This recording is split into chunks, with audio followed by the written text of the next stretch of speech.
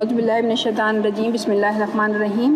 قرآن شریف کے موضوع پہ بات رکھنا چاہ رہی تھی کہ آپ دیکھیں جن لوگوں کے اوپر قرآن شریف اترا تھا وہ کاشکار، بدو اور جاہل لوگ تھے، مگر اس کے باوجود آپ دیکھیں وہ قرآن سمجھنے میں سب سے زیادہ کامیاب تھے۔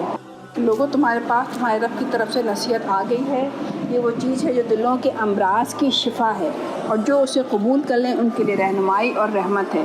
اے نبی کہو کہ یہ اللہ کا فضل اور اس کی مہربانی ہے کہ یہ چیز اس نے بھیجی، اس پر تو لوگوں کو خوشی منانی چاہیے، یہ ان سب چیزوں سے بہتر ہے جنہیں کہ لوگ سمیٹ رہے ہیں۔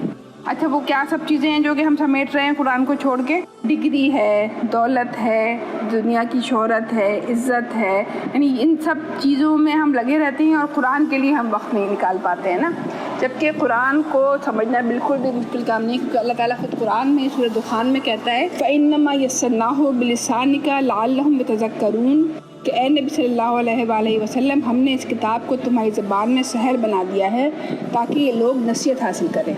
ایک دفعہ حضرت انس بن مالک نے کہا، اکثر ایسا ہوتا ہے کہ ایک شخص قرآن پڑھتا ہے لیکن قرآن ایسے شخص پر لعنت کرتا ہے کیونکہ وہ اسے سمجھتا نہیں ہے۔